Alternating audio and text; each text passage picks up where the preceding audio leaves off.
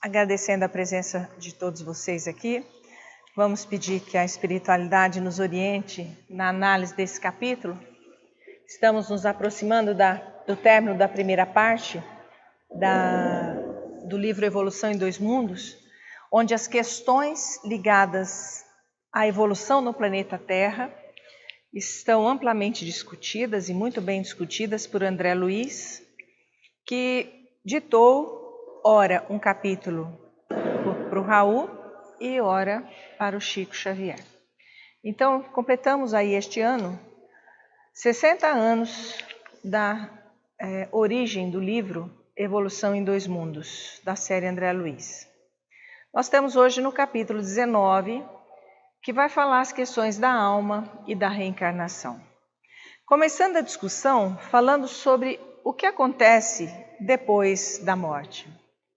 Então nós vamos fazer uma leitura e comentários à medida que sentimos a necessidade disso. Efetivamente, logo após a morte física, sofre a alma culpada minucioso processo de purgação, tanto mais produtivo, quanto mais se lhe exteriorize a dor do arrependimento. Então nós vimos que nos minutos iniciais do desencarne, nós vamos passar por um processo de retrospectiva da nossa vida. Processo muito breve, rápido, mas que os momentos de culpa, os momentos de grande dificuldade emocional que não conseguimos vencer, eles provocarão uma marca na nossa consciência, gerando essa purgação a que se refere André Luiz. E aí bate a culpa. A culpa é sinal do arrependimento. E apenas depois disso, consegue elevar-se às esferas de reconforto e reeducação. Então nós vamos passar primeiro por esse processo de culpa e arrependimento. Em seguida, quando nós vencermos essa etapa, é que a gente conseguirá para uma esfera de conforto, onde a nossa reeducação, a nossa educação continua. Porque evoluímos em dois mundos, né? Se a moléstia experimentada na veste somática, ou seja, no corpo, foi longa e difícil, abençoadas depurações terão sido feitas pelo convite de autoexame, no qual as aflições suportadas com paciência lhe alteraram sensações e refundiram ideias. Todavia, se essa operação natural não foi possível no ciclo carnal, mais se lhe agravam os remorsos depois do túmulo, por recalcados na consciência a aflorarem, todos eles através da reflexão, renovando as imagens com que foram fixados na própria alma. Muitos espíritos que passaram por uma situação de desencarne doloroso, de uma moléstia de longo curso, que leva ao esgotamento das energias corporais, eles volvem, à mesa mediúnica, dizendo abençoadas horas de UTI. Porque são as horas de UTI em que você está com um tubo que não permite a sua expressão, você tem sonda para alimentação, sonda para coletar os dejetos, não consegue se virar, não tem mais o domínio da fala, do raciocínio, da expressão, não pode mais se manifestar, é que você vai fazendo a reflexão do que deve ser dado de importância na vida. E nesses momentos, a energia corporal ela vai sendo desgastada. O fluido vai sendo desgastado lentamente em processos dolorosos. Dolorosos muito para a família, que vê aquela situação e acredita que o paciente está sentindo dor, que está naquele sofrimento. Mas a maioria das vezes os pacientes estão com analgésicos potentes, que vão retirar a sua capacidade de lucidez física, mas não espiritual, vão retirar a energia do corpo físico, desvinculando da matéria, ao mesmo tempo que o espírito passa a fazer a libertação. E nesses processos dolorosos, ele resgata uma boa parte das suas dívidas. Tanto que Divaldo fala que quando o indivíduo morre com câncer, ele faz uma limpeza nas vestes espirituais e ele chega radiante do lado de lá, que é uma das doenças mais purificadoras que existe. E através dessa doença, que nós sabemos ser bastante desgastante, o indivíduo consegue resgatar várias dificuldades de uma vez só, garantindo então uma posição de conforto na espiritualidade. Então, quando a gente passa por um processo depurativo desse, tudo se facilita. Mas eu acho que uma doença nesse porte, é uma observação minha, Elza, ela muitas vezes é proveniente das mágoas, da raiva, do destempero das nossas emoções, né? Destempero da nossa conduta. Então, se nós bebemos excessivamente, nós passamos a ter um problema hepático, pode ter uma cirrose, um câncer hepático. Tá? Se nós comemos desmedidamente, nós podemos ter algumas alterações gástricas, desenvolvendo, dependendo do tipo de alimentos, de uma alimentação que a gente mantém, ora um câncer gástrico, ora um câncer intestinal.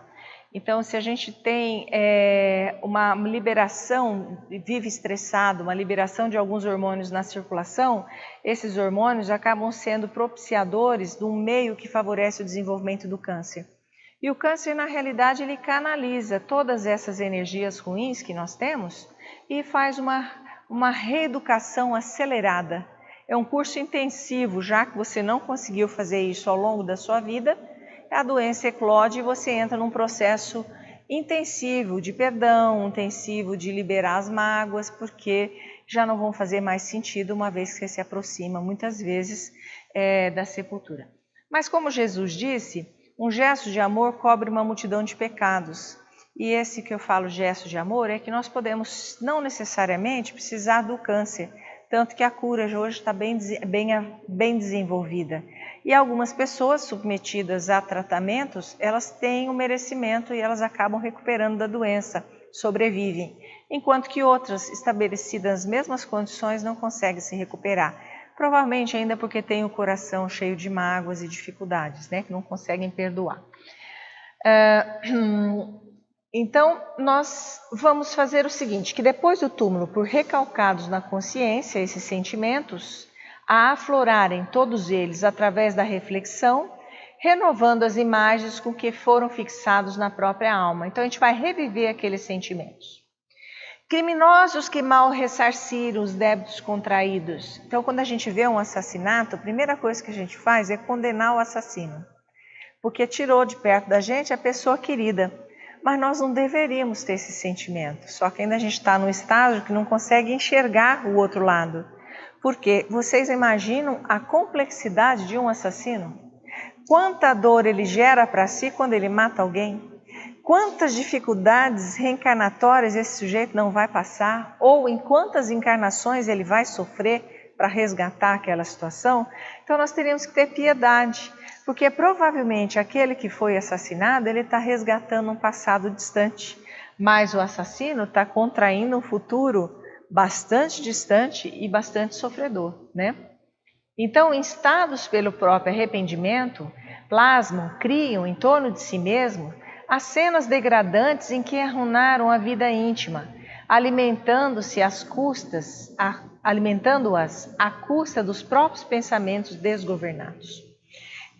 Caluniadores que aniquilaram a felicidade alheia vivem pesadelos espantosos, regravando nas telas da memória os padecimentos das vítimas, como no dia em que as fizeram descer para o abismo da angústia, algemados ao pelourinho de obsedientes recordações. Então, o que acontece? Aquele que você fez sofrer, lógico que quando ele está sofrendo, você está jogando esse sujeito no abismo da angústia. Alguém que está sendo assassinado não está morrendo feliz, certamente. Está tentando sobreviver e a gente observa que às vezes trava-se uma luta corporal e arranha e você vê tentativa da vítima se defender. Ela morre naquela angústia, naquele desespero. E voltam à mesa mediúnica correndo às vezes da perseguição que estão fazendo, sentindo os últimos momentos, mesmo depois do desencarne, fixadas naquele instante, devido à forte emoção que aquele instante gera. Ela passa de um lado para o outro e não consegue perceber que ela desencarnou. Isso é muito triste, porque ela, pós-túmulo, ela carrega esse sofrimento. Dependendo do quanto alguém querido está orando por ela, do quanto de merecimento que ela tem, ela pode ser rapidamente recolhida daquela situação e ser tratado, recolhido para uma situação de tratamento. Às vezes não, às vezes há algum débito envolvido na história e ela demora um pouco mais sofrendo essa angústia. Mas o sujeito, quando ele acorda no além, ele fica algemado às sensações que as vítimas sentiram quando da atrocidade que ele cometeu. Como um pelourinho, obsediante de recordações. O que é o pelourinho? Era normalmente um poste colocado em praça pública, onde aqueles que eram culpados eram castigados. Chibatas, torturas, publicamente. Então, pelourinho, apesar de ser um nome num bairro em Salvador, famoso, nós temos aí o pelourinho como um símbolo de um local onde eram praticadas as punições para os devedores, Tiranetes, o que são tiranetes? Tiranetes são pequenos tiranos, quer dizer, nós somos pequenos tiranos, muitas vezes, daqueles que não caem nas nossas graças. Tiranetes diversos volvem a sentir nos tecidos da própria alma os golpes que deferiram os outros, e os viciados de toda sorte, quais os dipsônomos, que são os alcoólatras, os morfinômanos, que são os usuários de drogas, especialmente o viciado em morfina, experimentam agoniada insatisfação, qual ocorre também aos desequilibrados do sexo, que acumulam na organização psicossomática as cargas magnéticas do instinto de desvario, pelas quais se localizam em plena alienação. Ele está querendo dizer para a gente que o alcoólatra passa para o lado de lá e não perde o vício. Ele quer beber, e muito. Ele quer ter a possibilidade de sentir alguns minutos o contato com a carne e a pinga, por exemplo, descendo pelo estômago. Então, o que eles fazem? Eles se aproximam nos bares, que geralmente não são bons lugares, Eles se aproximam nos bares e se encostam naqueles que têm uma tendência ao alcoolismo. E desencadeiam nesses indivíduos um desejo insuportável de beber. E aí eles querem beber e eles sorvem a emanação do álcool, o cheiro do álcool. E muitas vezes eles se manifestam dizendo: daria tudo por um gole. Queriam sentir o gole. Então, quando eles se conectam com os seus obsediados, ligados à bebida, eles captam as impressões da bebida e eles ali ficam alimentando o vício. E assim é o cigarro, assim são os tóxicos, também os indivíduos que usam a cocaína e acabam se perdendo no vício. Agora, a gente tem que entender que a natureza não dá salto. O máximo que a gente conseguir segurar, a gente segura, sabe? E aquele lema dos alcoólatras anônimos, só por um dia, hoje eu não vou beber, hoje eu não vou beber, só por um dia. Só por um dia. Não, você não sabia? Eles têm esse lema, só por um dia, só por hoje. Hoje eu não vou beber, amanhã é outro dia, amanhã eu penso nisso. Aí quando amanhece, fala, hoje eu não vou beber. Então aí segura e assim você vai se distanciando do processo. E nesse processo, o problema não é o beber. Hoje o álcool, por exemplo, uma cerveja por dia, isso não tem a ver com o livro, mas uma cerveja por dia, ela é considerada que algumas moléculas que estão no álcool, elas fazem um benefício para a gente, mas é uma só. O problema é parar. É você tomar uma cerveja pequena e parar sem tomar a segunda cerveja ou sem tomar a segunda garrafa. Uma taça, 2 taças de vinho fazem bem ao coração. Não faz bem para o bafômetro, porque a gente vai ser pego, não tenha dúvida. Mas acontece que você parar só numa taça ou na segunda taça é uma coisa que é difícil para quem gosta. Então o indivíduo acumula na sua organização física essas cargas magnéticas do desajuste do sexo, né? Mulheres e homens que depois ficam nessa sede de sexo. As vítimas do remorso padecem assim, por tempo correspondente às necessidades de reajuste, larga internação em zonas compatíveis com o estado espiritual que demonstram. Então, se eu sou muito vinculada à sexualidade, o sexo é uma coisa muito boa, mas tem gente que não consegue nem trabalhar de tanto que pensa em sexo.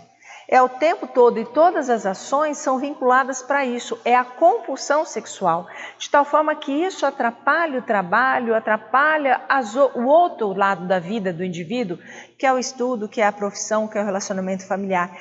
A busca é contínua. Vão ser atraídos por onde?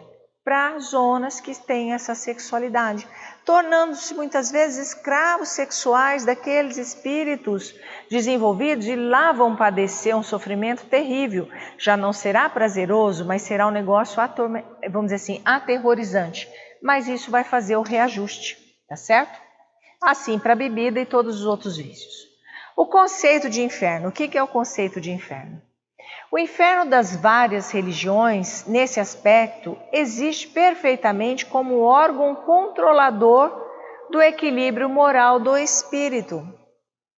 Então, nós observamos que o inferno é um órgão controlador. O inferno nada mais é do que essas regiões que nós encontramos com as quais nós sintonizamos. E esse inferno, ele tem uma característica, ele trabalha para regenerar os espíritos. Que coisa estranha, né? O inferno está a serviço de Deus. Não é estranho? O livro de libertação fala sobre isso mesmo. Na realidade, é para reeducar, porque em contato com os vícios, os sofrimentos que os obsessores, por ignorância, se não vai por amor, vai pela dor. Que os obsessores, por uma ignorância, que não tem consciência disso, eles acabam sendo os instrumentos de tormento para os obsediados, mas cujo processo, no final, vai ser uma reabilitação para o sujeito. Vai falar, eu não quero mais isso. Quer dizer, aquilo vai incomodar tanto que aquilo que ele gostava vai ser uma questão de tormento. Ele fala, chega, eu não aguento mais, meu Deus, me ajuda. Ele se liberta daquela coisa. Ele fala, né? É o excesso, depois a apatia, a pessoa já não aguenta mais aquilo, depois o pedido de ajuda. Aí é onde ele fez uma larga internação em zonas compatíveis com o estado que ele mantinha, mas que aí ele chegou no ponto de reajuste, onde ele é resgatado dessas regiões. Então, a gente observa que os espíritos que estão em situações ainda não tão desenvolvidas, né, mas que vão chegar à perfeição como todos os que foram criados, eles, no fundo, eles trabalham auxiliando a criação para fazer o reajuste. E o dia que Deus falar, acaba isso aí, basta, a hora que Jesus fala, basta, tem um basta. E todos eles são demovidos dos seus propósitos por uma intercessão divina. Mas é necessário que a criatura tenha feito o seu esclarecimento, tá? Então, às vezes a gente observa assim, na mesa mediúnica, Jesus não tem poder, Jesus não pode nada, eu vou fazer o que eu quero com aquela pessoa e ninguém não vai conseguir segurar. Isso numa reunião. Na outra reunião, ele já vem, olha, esse laço, tira esse laço de mim, quem está me segurando? Eles fazem laços energéticos que seguram os indivíduos. Na realidade, são correntes mentais e eles acham que estão amarrados. Eles precisam ser contidos. Às vezes, por quê? Eles começam a perturbar aquele que já tem condição de evoluir. E quando o obsessor começa, por enquanto o cara está atrasado, o obsessor está atuando, tudo bem. A hora que ele vai se cansando, saiu da zona de apatia e fala, chega, eu quero me reabilitar, esse obsessor tem que ser neutralizado para não atrapalhar, né? Então, se ele não se converter, ele é retirado forçosamente, vai ficar internado e tem aquelas regiões mais primitivas do plano espiritual, que são celas, que são jaulas, e os espíritos precisam ficar lá. A gente leu isso no livro retrasado, acho que foi, né? Que eles têm que ficar lá nessas regiões e tem um carcereiro, como se fosse uma prisão. A série André Luiz descreve em muitos livros essa situação. Ou seja, é necessário passar por aquela situação. E tem os espíritos evoluídos, não tão evoluídos, mas que se voluntariam para tomar conta desse cárcere. Naquelas regiões de ventos uivantes, de escuridão, ficam como um farolzinho aceso ali dentro para pacificar. E à medida que o indivíduo vai se libertando interiormente, vai se conscientizando que não é aquilo que ele quer, ele vai sendo removido gradativamente desse cárcere e socorrido nas zonas de reabilitação. Então, o conceito de inferno ele existe de diversas formas em várias regiões. E nós vamos, se tivermos o inferno dentro de nós vamos sintonizar com algum deles, tá? Assim, como a penitenciária e o hospital se levantam na terra como retortas de recuperação e de auxílio, essas regiões também. Além túmulo, no entanto, o estabelecimento depurativo, como que reúne em si os órgãos de repressão e de cura, porquanto as consequências empedernidas, ou seja, endurecidas, aí se congregam as consciências enfermas, na comunhão dolorosa, mas necessária, em que o mal é defrontado pelo próprio mal, a fim de que, em se examinando no semelhante, esmoreça por si na luta destruidora em que se demanda. Então, se você é mau e vai para uma região dessa, você vai enfrentar uma maldade maior que a sua. E aí você, vamos dizer assim, apanha, entre aspas, bastante, né? Vai sofrer bastante nessa região, até você desistir dessa maldade, e aí você vai realinhar-se. É assim que as inteligências ainda perversas se transformam em instrumentos reeducativos, daquelas que começam a despertar, pela dor do arrependimento, para a imprescindível restauração. O inferno, dessa maneira, no clima espiritual das várias nações do globo, pode ser tido como uma conta de imenso cárcere hospital, em que a dignose terrestre encontrará realmente todas as doenças catalogadas na patologia comum, inclusive outras muitas desconhecidas do homem, não propriamente oriundas ou sustentadas pela fauna microbiana do ambiente carnal, mas nascidas de disfunções profundas do corpo espiritual. Olha quando ele fala aqui, ó, o clima espiritual de várias nações do globo. Então, cada nação tem o seu clima espiritual. Qual é o clima espiritual do Brasil? Que é o berço do espiritismo. Berço não, né? Porque nasceu na França, mas é a pátria hoje do espiritismo no mundo. Qual é o clima espiritual que os espíritas estão fazendo? E se você for pensar, a luz foi dada a nós, né? Todas as religiões têm a sua luminosidade, mas ao espiritismo foram dadas informações bastante precisas e certeiras. E o que nós estamos fazendo com essas informações no sentido de melhorar a vibração? Somos poucos diante do contexto do país e mínimos diante do contexto do globo. Mas será que a gente está emitindo a vibração correta? Não é? É difícil, mas a gente precisa começar. Hoje o mentor falava para uma pessoa que passou a mudança do pensamento, pedindo que ele quer ajudar, falando que ele quer ajudar. Mas se a criatura não mudar o pensamento, ele não tem como acessar. Então precisa mudar o pensamento. Não é fácil, então eu falo que o pensamento ruim devia ser uma bola de tênis, que quando vem, chega até você. Você com a raquete, manda longe. Por isso que o evangelho ajuda muito. E é todo dia, não é um dia só. Você abre uma frase e fala, opa, vamos lembrar nisso. Abre um pouquinho de novo, fala, opa, lá vem outra.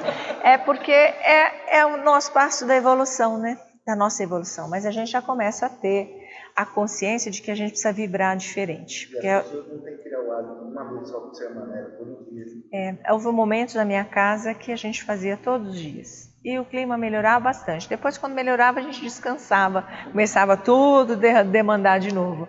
Por quê? a hora que você faz a prece e tal, você se fortaleceu no propósito, o lugar onde você habita fica protegido. Mas fica tão protegido que você relaxa. Aí você relaxa, dissolve e eles entram. Tá? Quantas vezes na espiritualidade, em livros, a gente não vê que, por exemplo, o meu obsessor vai fazer um acordo com o seu, entendeu? Com o objetivo comum de atuar, o meu vai te ajudar a acabar com você para que você depois acabe comigo, entendeu? Você tem assim, que até uma expressão, que até o diabo, entre aspas, a gente sabe que o diabo não existe, tem o poder de curar, quando necessário. Então a gente observa assim naquelas seitas, fala, olha, vamos fazer o seguinte agora, vamos dar uma melhora na saúde dele, porque quando a gente dá uma melhora na saúde dele, ele descuida da prece, aí a gente pode atuar fortemente. Então eles fazem um trabalho para melhorar. E você melhora e relaxa, você vem naquela toada de evangelho, mudança de pensamento, aí tudo floresce na vida. Fala, vamos dar uma trégua? Dá aquela trégua, tudo floresce, aí se relaxa e aí vem a paulada de novo, não é? É exatamente assim. A gente não pode relaxar. A gente tem que orar e vigiar sempre, né?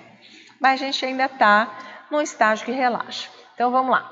Então as disfunções profundas do corpo espiritual.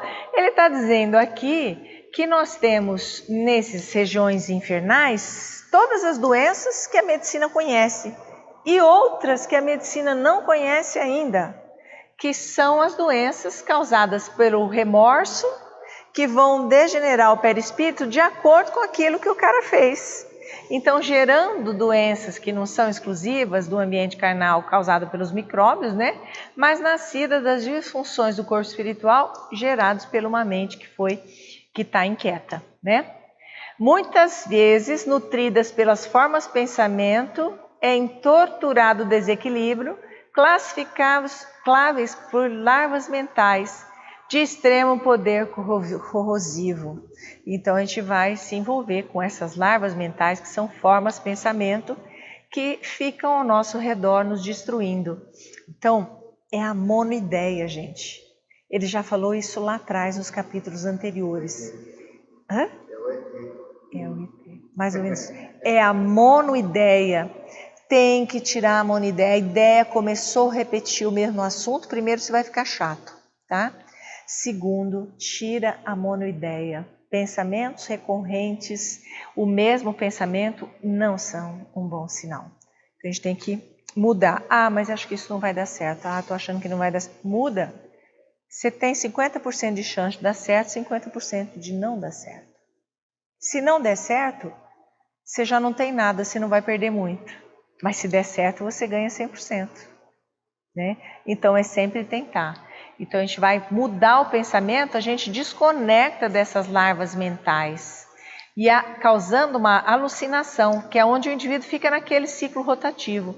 Não obstante a fugaz duração com que se articulam, quando não obedecem às ideias infelizes longamente recapituladas no tempo. Então, se nós quisermos desconectar dessas ideias infelizes, a gente tem que tomar uma atitude para isso. Senão a gente vai viver muito tempo com essas nervas mentais atrapalhando o dia a dia.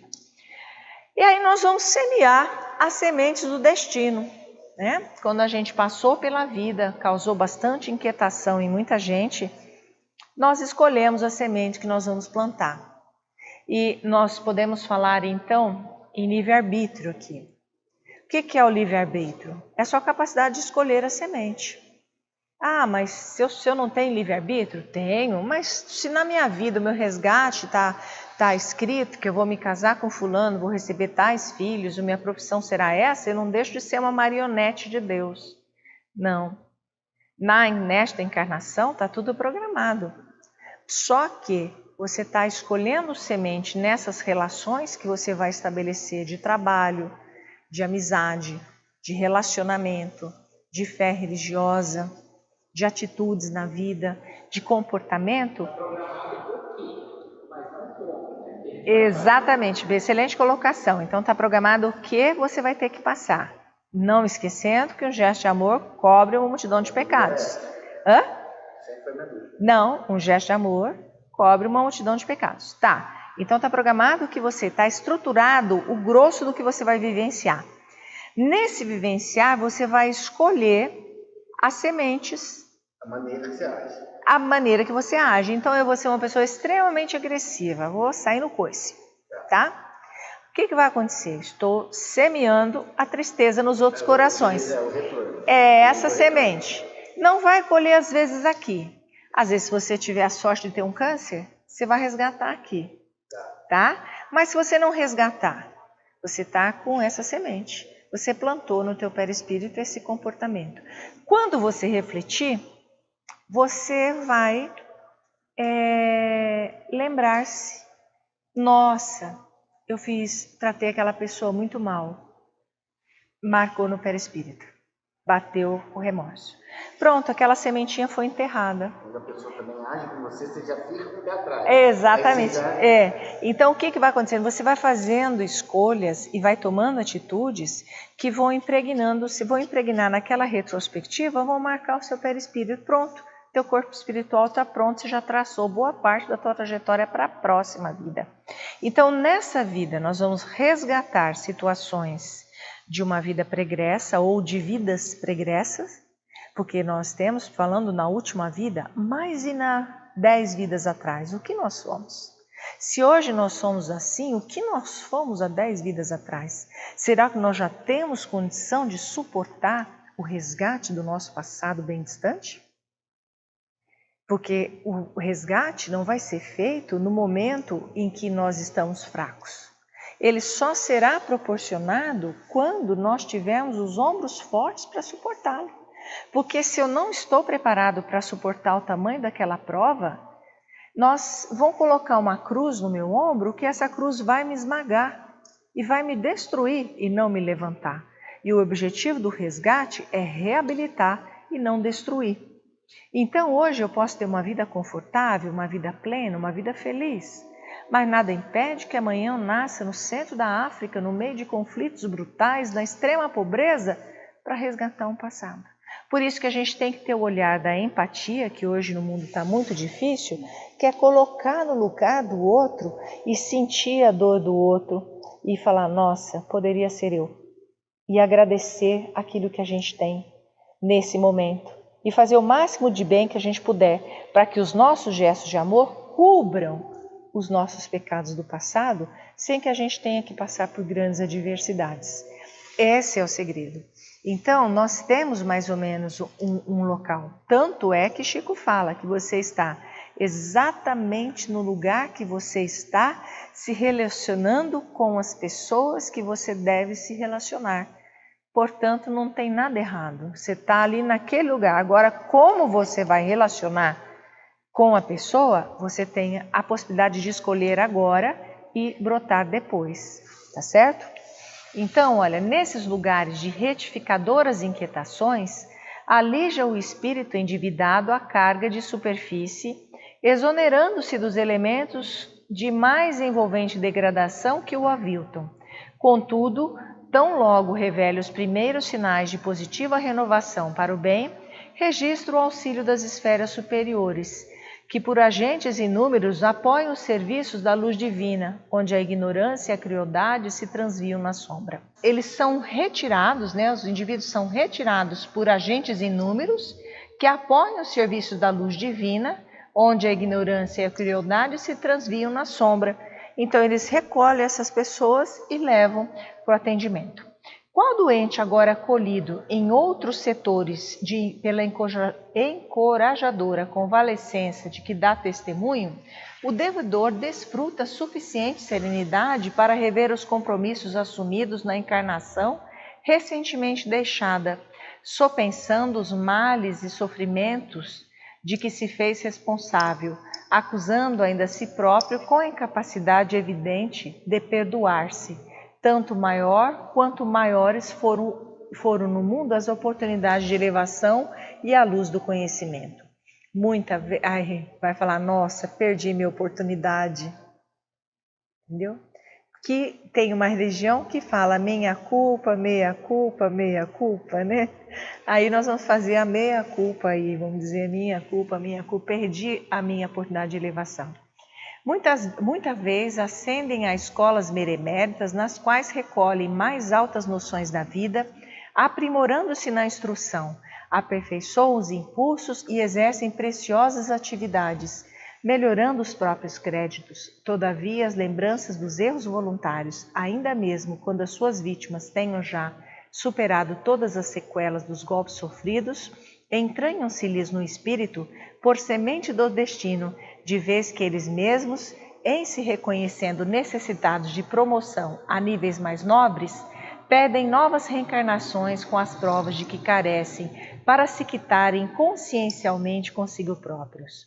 Nesses casos, a escolha da experiência é mais legítima, porquanto, através da limpeza de limiar, efetuada nas regiões retificadoras e pelos títulos adquiridos no trabalho que abraça, no plano extrafísico, merece a criatura os cuidados preparatórios da nova tarefa em vista, a fim de que haja conjugação de todos os fatores para que reencontre os credores ou as circunstâncias imprescindíveis junto aos quais se redima perante a lei.